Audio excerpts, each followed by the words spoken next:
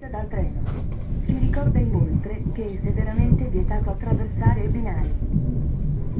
We are now arriving early compared to the scheduled time in Roma Termini, final destination of this journey. Thank you for traveling with Frecciarossa. We will be glad to see you again. Brácho, sorry. Bráško, vítam ťa. Dneska ráno som sa zobudil v meste Trento. Išiel som na 3 vlaky. Dal som proste občiansky, nedali mi nič, žiadnu pokutu proste. A nachádzam sa v Ríme, chápeš? O 11:00 som išiel na vlak, teraz je nejak 7:30 večer. A akože bomba, no. Sice absolútne neviem, že kam teraz pôjdem. Neviem vôbec, kam mám ísť. Ináč, stanica je tak veľká, že ja som normálne odpadol. Už v Prahe, keď som bol prvýkrát na stanici, tak Praha bola úplne obrovská, čo sa týka akože obchodov, a tu majú ešte viacej obchodov.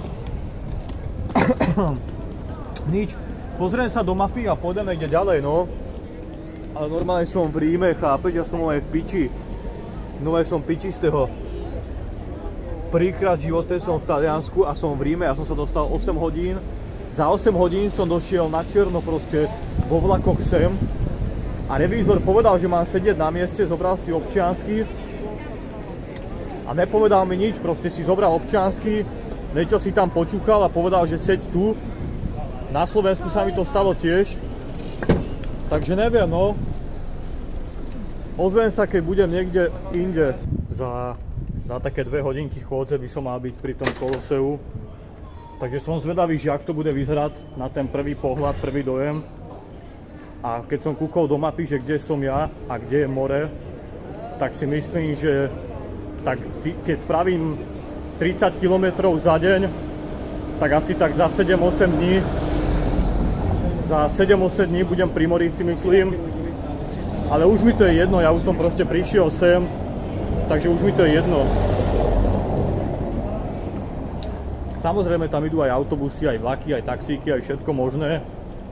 Ale na to peniaze nemám. Pýtal som sa tu jedného čašníka, čo fajčil cigu, že či mi nepredá cigu. A čavo na mňa ani nekúkol. A to je čašník, chápeš? Úplne arogantný kokot. Kúkol som do mapy a podľa mapy by som mal ísť stále rovno a doprava.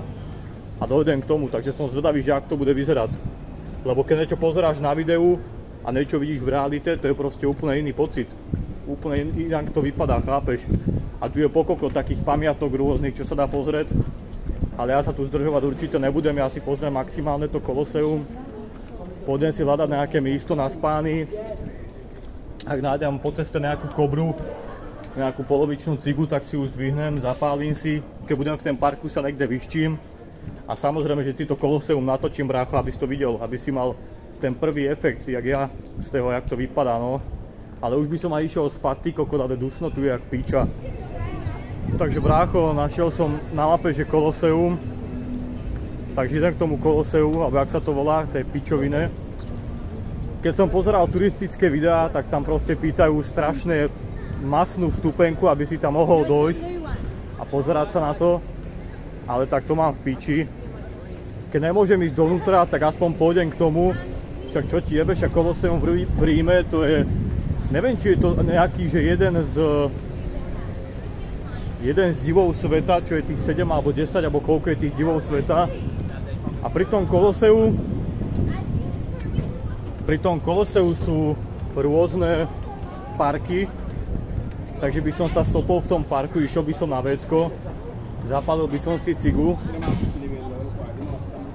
a uvidíme, no, čo ti jebe, ale ja som v piči z toho, fakt. Ja som pozeral a ja som nejakých 1400 km od Trnavy, plus minus. 1400, chápeš? Dobrá halúz, no, stále je tu horko a dusno jak piča, ale nevadí, dôležité je, že som tu. Samozrejme otázkou času, kedy môže dojsť Pandel. A keď dojde Pandel a dá mu občiansky a náhodou tam niečo vyčúkal ten revízor v tom vlaku, čo je 50 na 50, tak potom si môžu ode mňa bodečo pýtať, čo neviem, či sa dá alebo nedá, lebo on si niečo vyťukával do notebooku alebo do tabletu, ten revízor, a či to majú prepojené, to neviem. To proste neviem.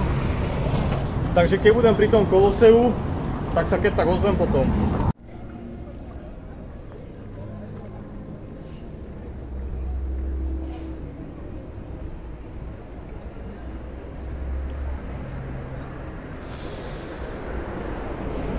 Neviem, brácho, no, akože nemám z toho nejaký že wow pocit, takže za mnou je tu Koloseum, hen tam máš nejaké betónové pičoviny, hrá tu hudba, ale akože čo ja viem, neviem, no, nejak ma to nefascinuje. A pozeral som na mape, že je tu vlastne park, že sa môžem ísť vyšťať, maximálne sa môžem ísť akurát tak vyšťať do Galot, lebo tu máš 150 miliónov ľudí na centimeter a pol štvorcový, ty kokot. Takže neviem, no. Musíme čo vymysleť.